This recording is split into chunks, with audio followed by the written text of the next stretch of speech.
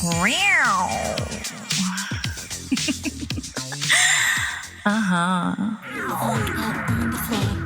the funk out on the floor. Pull my body, come on, let's go. Feel the funk out on the floor. Pull my body, come on, let's go. It's BaBy's. It's BaBy's. CriB. Today on Baby's Crib, we're going to be interviewing Tyler Durden from Fight Club. Baby, it's Cody. Cody Durden. We don't have Brad Pitt? No, Brad Pitt. Oh, Brad Pitt. Cody. Cody Durden. Cody. Yep. Today we're going to be interviewing Cody Durden.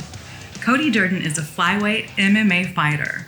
And since this interview, he's actually won several fights. He's actually top 15 in the world. And this dude is a badass. And when I say he's badass, he is badass. He used the Jedi mind trick on his opponents to use it as a tactic to kind of get under their skin, figuratively and literally. But believe me when I say that Cody has a beautiful heart and he would do anything for his family. And in this world where fighting puts food on the table, Cody and his family eat steak often. I myself, I'm a vegetarian.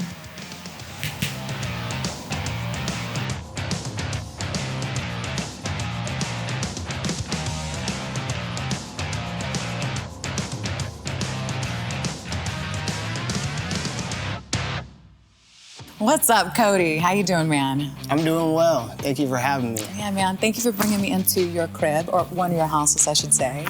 Yeah. This is, where are we at right now? We're at American Top Team, Team Lima, Nice. in Duluth, Georgia. And this is where I get down every day. It's awesome. So you train here all the time. I do, yeah. So Cody, you're a flyweight, right? Right. Nice. Okay. Cool. The smallest one in the division. The smallest. That's right. I think I'm about your weight. Yeah, you think so? Yeah, I think I could take you. Yeah. That's what they all say. You know? Well, we're gonna see later. Yeah. Okay. Anyway, so your record, you fought how many times? I've had total about, I think, 28 fights. 28. I was 5-1 as an amateur. I'm 13-4-1 as a pro. Nice. 4-0 in boxing, 1-0 in kickboxing. Nice. Yeah, so I got a extremely long career in combat. You do. So you fight all those. Yeah. All MMA all around. That's great. Really Exactly. cool. Nice. So when did you start? Like, what made you want to get into MMA specifically? I started wrestling in high school, and when I got out, I had 3 scholarships to go to college, and I found out I had a baby on the way. And I was 20 years old, and I had a friend that was doing MMA at a local gym, and I liked it, you know. So I went there, I started helping him out, and he was 6-1, 7-1 as an amateur at the time, and I held my own, and I just fell in love with it ever since then. It's beautiful. So 3 scholarships, though? Right. That's impressive, I had dude. to turn them down. You know, You're like, I couldn't. I had to raise a kid now, you know. So. Yeah. But I always had that competitive itch. Cool. So, as a child, did you fight a lot? Oh yeah. Come on, tell some Yeah. stories. I haven't fought a lot. You know, I was just immature and I was small, you know, so I got picked on a lot. Sure. But you know, in the last few years, I haven't got picked on any. Oh, I bet. I'm sure you have not. No, they just see the ears, you know. They see the ears. So this is something, obviously, people that if you watch this, you know that like this is like a representation that you fight. Yeah. You know, it's almost like it's a wound, but you wear it proudly, right? Yeah. Yeah. You know, and the battle scars on my face. So you know, I got. See too many boo-boos in there. Not too many. Yeah, I got illegally kneed one time in the face right here, and I got 7 stitches. My eyes have been cut. You know, 3 ACL surgeries. 3? My bone popped out of my skin right here. Oh my God. I've had 12 staples on top of my head. And this is all from MMA or different things? Or kid fighting? From wrestling and MMA. Oh my God. So yeah, I had heard that you had hurt your ACL, but maybe this was recent. I didn't know you did it 3 times. Yeah, I did it one time in high school, then I did it one time in 2014, and then in 2020, my second UFC fight, I tore my ACL. That's crazy. Like, how are you still walking? Yeah. Barber Orthopedics. That's right, Barber Orthopedics. Scott Barber, he fixed me up, and Nice. I finally feel, it's been a year and a half since I fought last, and I finally feel like I was before I tore my leg. You're healed. And, Like Wolverine, you're back. Exactly. Nice. Exactly. Yeah, I've gone there as well. They're pretty Have good. Yeah, they are. We won't talk about my ailments like that a lot. Because I used to fight too. Yeah. But that's a different story.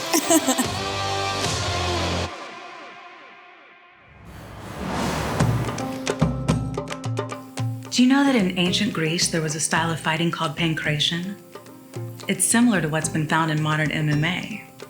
It's a combination of grappling and striking. And it can be traced back to the 33rd Olympiad. That's 648 BC. It's a long time ago. Styles like this have been found in ancient Egypt, Japan, and India. People have just been fighting forever.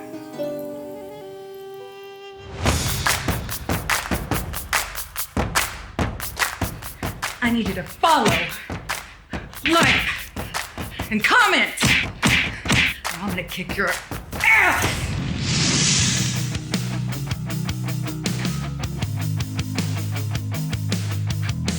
So we spoke about this a little bit off camera, but you said that at one point you went up in weight, right? So you were able to fight up.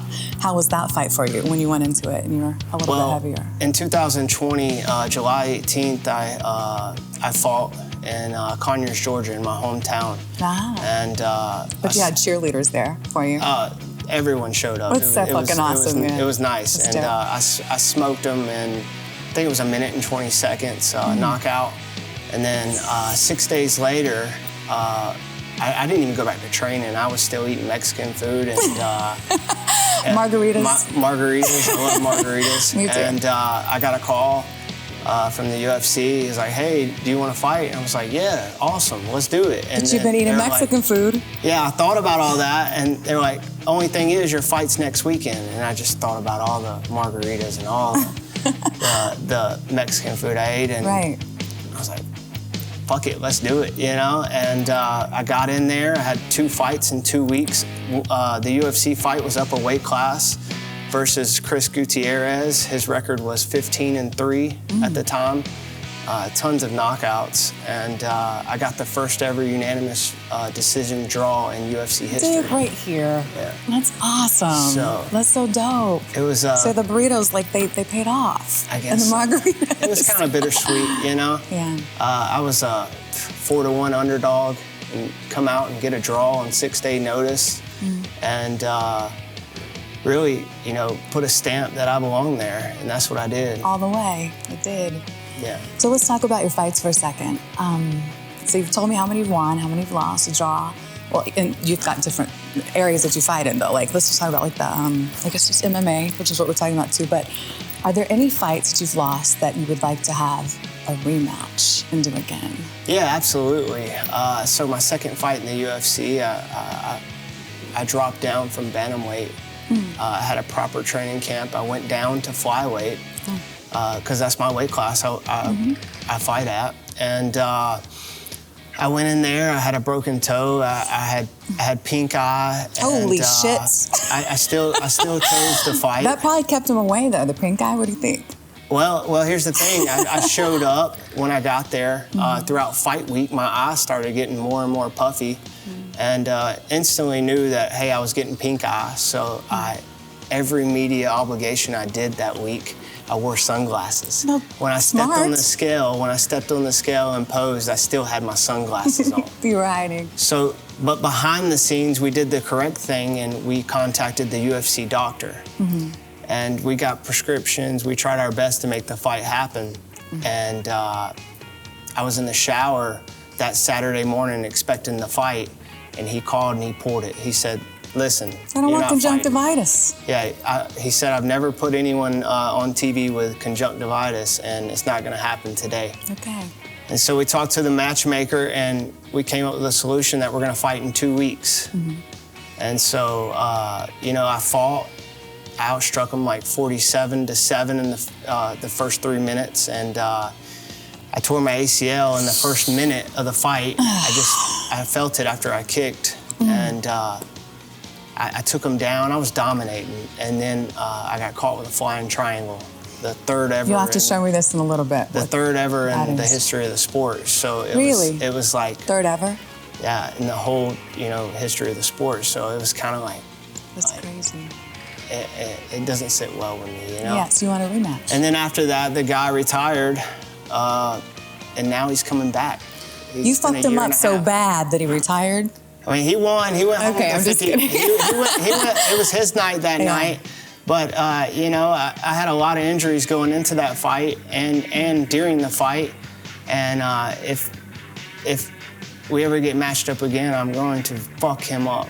Right. So that's what's going to happen. Sorry, brother. It's going to happen. The guy retired, and it's been a year and a half since we fought, or since he's retired, and now he all of a sudden wants to come back, He won't be fighting the same Cody Durden he fought back in December You're gonna of get 2020. Do you dream about this, like bad dreams at night, rematches? No, I don't dream about it. I just know whenever anyone brings it up, it's bitter. Yeah, sensitive issue, it hurts right? Because not always the best fighter wins, but the best fighter always wins in the long run.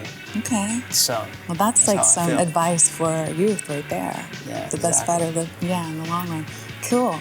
Well, on that topic again, like, are there some people that you have fought that, not necessarily that you lost to, but that you had bad blood towards afterwards, that you really felt like maybe it was personal, it took you to a place that you just couldn't, get off of this cage, off the ring, whatever it was? The fight that launched me into the UFC. Really?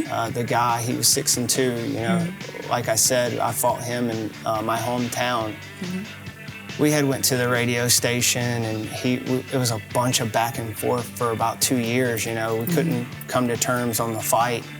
And we finally came to terms on the fight, and, he didn't land a punch. It was 1 minute and 20 seconds. I took him down, flattened him out, and I gave him the suck it, fuck you after I won. And you did? That's all it was, Okay. It was easy. It was done.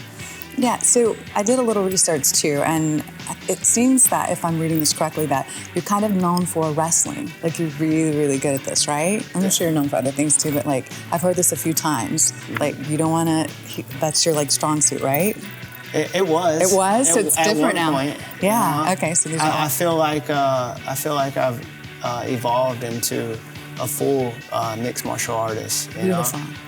Whether we're on our feet or on the ground, I can win the fight any which way. I got 6 knockouts. I got 5 submissions.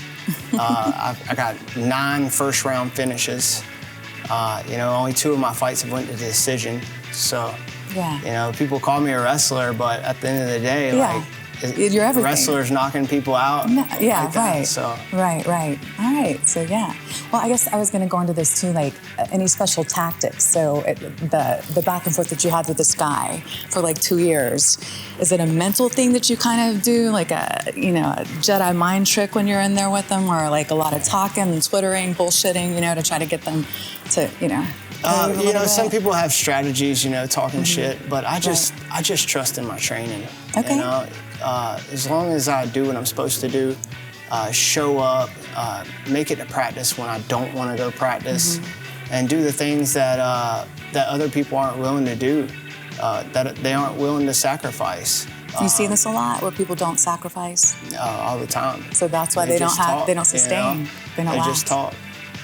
So as long as you're sacrificing and really giving it your all, for me, it's a passion. This is how I have fun.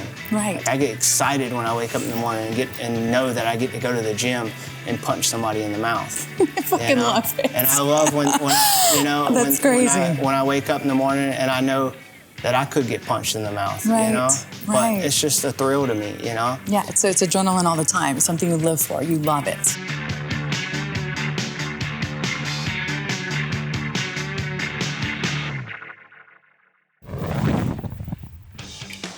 Do you know what MMA stands for? Huh? Do ya? Well, I didn't. I had to look it up. MMA stands for Mixed Martial Arts. That's right. It's a sport that's combined of striking and ground fighting. It usually ends on the ground too. One of the opponents either taps out from the pain that he or she is in, gets knocked out, or the ref calls the fight because either he or she is getting blue in the face. Blue in the face? I mean, this is a sport? It's a sport.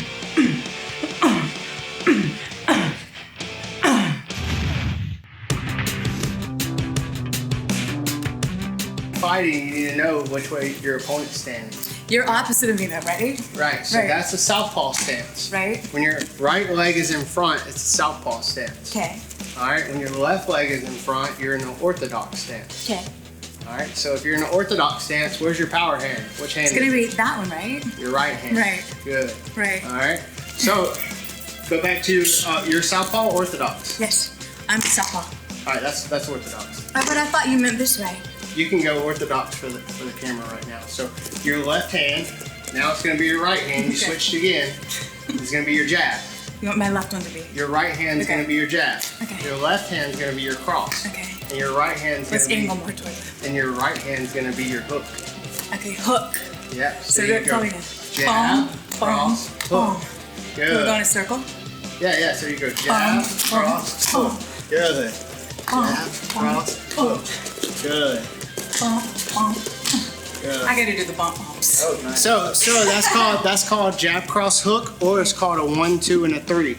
So when you hear like say you you're gotta watching call the it out. fight, Yeah. right? He said 1, 2, 3. 1 is your jab, 2 is your cross, and 3 is your hook. Those are your main punches in fighting. You see what I'm saying? Yes. So the next thing we're gonna learn is how to defend a takedown. All right. Most of the fights they go to the ground, right? So when an opponent shoots on you, you need to know how to sprawl. And a sprawl is mainly his head's gonna be on this side and he's gonna be attacking your lead leg. So the first thing I'm gonna do is I'm going to shoot my hips and my legs back. My hips are going strong into Don't the be mat. sexual. Boom. Here. I can't do it. It's gonna mess you All up. right, one more time. Ready? Go ahead. You go first. I'm doing a sprawl, all right? watching. We're anticipating our opponent's gonna try to take us down. Right. I'm watching. Right? So you shoot them back. Don't tell me Right. that ain't sexual. That's not. Don't tell me that ain't sexual. That's not. That's a We call common. it something else in sex. Here we go. And no, yes. Yes. And then you would come back up because I'd be How do you underneath get you. up? How do you get up? So I would be underneath you. You would circle behind them. So come up. Let's say if I went to go shoot a takedown on you.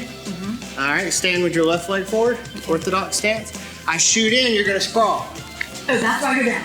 Yeah, you sprawl down. Yes. Now you're on top of me still, and I didn't take you down. And then you spin behind. Spin behind. Spin, and then you would punch. Pow, pow, pow. Exactly. Ha! All right, try it one more time. All right, you're facing me. You're here. Jab, cross, hook. Okay. Jab, cross, hook. Good, and then I shoot for a takedown. And I'm down. And then I go left this time. And you Doesn't matter. You spin. It doesn't matter. Spin. I thought you said spin. There, now you punch. Woo! Pow, pow, pow, pow, pow, pow. There you go. So this like thing that you were talking about, that what was it called, a triangle something? A rear naked choke. Yeah, what is this? Just don't hurt me. But what was it? So let's say my opponent tries to take me Because you've down. done this, right? Yeah, I've done it in many fights. Yeah. So you try to take me down, say that. So you shoot for a takedown. A shoot for a takedown meaning I don't know. Like you try to take me down. Okay, just Yeah. All right, I take your back, right? And then I would throw my legs in, bring you across, and then and then rear naked choke. rear naked choke. Don't tell me this ain't sexual. Don't tell It's me. not. Fat ass what it is. You're So- fast. But This move that I did though, did they do this sometimes? a trip. That's right. Yeah. Yeah. That's how I've taken all my boyfriends down by the way. But it's I got you. Good job. awesome, Good work dude. today. Thank you so much. Thank you. Baby.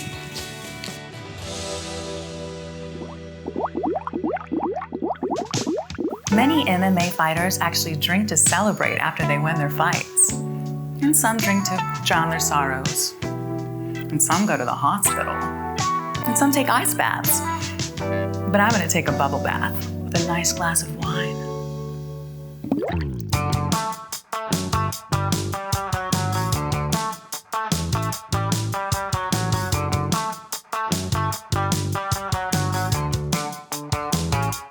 So this takes me to another question with your family, like with your beautiful wife, Britt, who I love to life, and your children. You have a daughter and a son. Can they tell when you're getting ready for a fight? Do they kind of let daddy do his own thing, or is it sensitive at home, or like, you know, what's that like at home? Well, I don't think my kids can tell. Are you sure? But my wife can tell. We all thought this when we were adults, and then the kids. Yeah. Yeah? Okay. My wife can tell, you know. It's, there's a balance right there. And the balance is flipping that switch of like having your guard up and it's just, I'm more, it's a hard word to describe, like, I don't know, it's just hard to describe, you know, like, I can only imagine. I tend to have a short temper, you know, leading up to a fight because, you know, first of all, I cut the alcohol out. You know, your medicine, you don't have that. Yeah, I cut alcohol out. You know, I can't eat good food because if I eat irritable, the good food, right? I'm not gonna, exactly, that's the word I'm looking for. Irritable. I'm irritable, you know, leading up to a fight, you know, because You're not having any fun. Everything has to go a certain way, sure. you know. Yeah, And, the sacrifices for it, but. Yeah, it's I don't get desserts, you know, How I'm about losing sex? weight. Do you have sex? Yeah, pretty much. Well, that's good. Not leading up to the fight though, like fight week. Really? So Yeah. then Britt is probably very irritable, Yeah. right? Maybe. Maybe, you can't tell? Maybe. No, I can't tell. That's hilarious. So, look at that, you made me blush. That's messed up. Good times. Yeah, all right. Well, we're talking about fighting. When you're irritable like this, and this is something you can tell the truth about or not, but when's the last time you were in a street fight? We actually had to like adjust somebody's attitude or felt you needed to.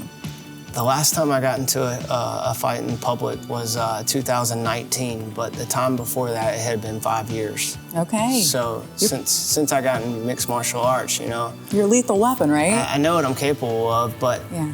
It's not worth it. It's not worth me punching somebody and breaking my hand, and now it's gonna cost me money. It's not worth going to jail. Or killing them. Yeah, so. Right? Yeah, but. Are you a lethal weapon? Are you? Because I mean, you've got some certain people skill. I am, but some people I'm not. So Okay. it depends on who it is, really, you know? Yeah. Depends on who you're talking to? Yeah. Or the person you're fighting? Exactly. Yeah. But nah, the fight I got into in 2019, this dude was like 400 pounds and he was huge. Yeah, and he was very intoxicated. Cody, were you drinking? I had 2 beers that night, yeah. Officer, he only had 2 beers, and this is the story that we're sticking to. Okay, I had go, 2 Cody. Bud Lights, and this guy, he was already hammered when I got there. I was playing poker. And, Vegas? No, not in Vegas. Okay. We won't talk about the location. Okay. But he was really hammered, and he put his hands on me, and I tried to defuse the situation, but it just kept escalating, and when he took a swing at me, you know, it was game on, you know. He had no idea. No, didn't have any idea. And, you know, I got on top of this big guy, and I held him down and was trying to tell him to stop, but he just wouldn't stop, you know, and luckily that's where it ended. It ended there? Yeah. Just those words? No, well, I was trying to get him to stop, and he wouldn't stop. So, you know, we scuffled around a little bit more, and then some people broke us up, and that's what it was. You know what I mean? Yeah. It was my cue to leave. Yeah. You know? Okay. I'm out of here. Yeah, Right. exactly. So, do you know the comedian Sebastian Maniscalco? You know who he is? I do not. Well, he's hilarious, and check him out. But he's got this whole bit about back in the day when guys used to fight in a bar or something. You bump the guy in the chest or something, like, oh, what the fuck? And, you know, like, okay, it's going to be a fist fight, right? And this is it. And the worst you're going to get is a fucking black eye. But he goes, these MMA motherfuckers, they're a different kind of guy. You don't want to mess with them. They'll fucking, like, kick your fucking leg off, man. Literally, like, around them, you know, you're fucking choking them in the neck. You got your fucking heels in their balls. I'm sure this guy didn't know that you could fight like this. No. And you're like, No. stop. No, Yeah. exactly. Well, I mean, if I ever got into a bar fight, I'd just swing first. Yeah. That's how I roll. So no touch first. You know, Yeah. don't give them the opportunity to hit you first. You hit them first. You Yeah. know? But that's last resort. Sure. For me, it's if someone puts their hands on me. Like, you can say whatever you want to. Yeah. Not letting everybody think that I'm a fighter, but if you put your hands on me, then it's like something triggers inside of me, and I'm a warrior too. I don't know Yeah. what happens when I fight dirty. Yeah. Yeah, but it's been a minute. Nice. It's definitely been a minute. Yeah. So, well, with your children, you have a daughter and a son, 10 and 11, right? Right. Yeah. Are you teaching them to fight? My son's interested in jiu-jitsu, Cool. but you know, his thing's soccer mainly. We play Nice. soccer year round. Nice. And he loves it. You know, that's his passion, and I think he found it at an early age because we've tried a bunch of other sports, baseball, Didn't stick. wrestling, and the one that he really enjoys doing is coming here to American Top Team, Team Lima, doing jiu-jitsu with the kids program, Cool. and soccer. That's the only Nice. two things that he likes doing. Yeah, jiu-jitsu. As far as sports, Yeah. Yeah. but he loves fishing though. Oh, Yeah. that's sweet. That really is. That's so sweet. I've been fishing a few times. It's fun. And my But you gotta let daughter, them back. my daughter, she's you know, she's a young girl. She's into the girly things, the makeup, you know, looking good, and just she's getting into fashion, you know. Yeah. And it's funny. She'll come in the room. She'll ask my wife, her mom. She'll ask, "How does this look, mommy?" You know, it's just real funny and cute. You know, it's just Yeah. I see him growing up, and you know, I just want to lead by example. So, you know, Yeah. if they put in the work, the hard work at anything they do, and have a passion for it, you know, good things will happen. Yeah, it's Yeah. great work ethic. It really is. It's just to live by, really. It is. Yeah, exactly. All right, awesome. Well, on that, I'm going to say on that tip, but I know that a lot is riding on every fight for you. Your family, you just said that, all of it. You're feeding them, whatever. You've got to feel the pressure, but how does it feel to know that, like, people are betting on you? Have you ever felt, like, weird about that? It doesn't bother me. It doesn't bother you? No, Okay. I mean... Because you're making the money regardless, right? Yeah. I mean, it doesn't bother me at all. I mean, it doesn't affect me, so Good. why should it bother me? Yeah, you cool. know? Very but cool. if it affected me, then it'd be, if it was my money and I was losing my money, then it'd be something different. you know? Yeah, it would. But I like gambling too. You do? Yeah, I what do you play? I bet 3,000 on my last fight. Oh, you bet on your own fights? Yeah. So you can do this. So You you're can. teaching me.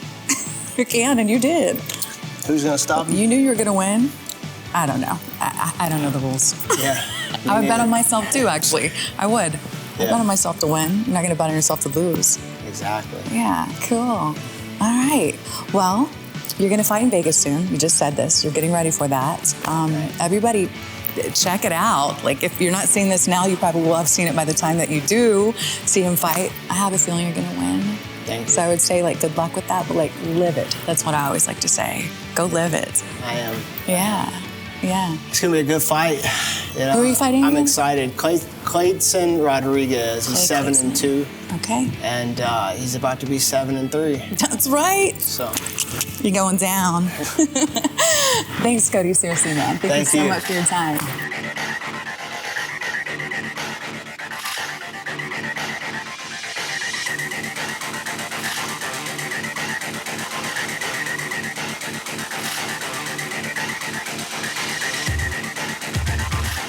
nobody puts baby in a corner. I'm not your girlfriend or your best friend or your lover or your enemy. I'm not your mother or your father or your problems or your fantasies. I'm not your little girl, but I'm an angel. Hot news, hot enough, hot bitch. I'm not the mistake that you wanna be. So slow down, baby, put on the brakes. I'm not your girlfriend. So slow down, baby. Crash into me. I think you jumped the gun. You're putting your face on me. We've only just begun.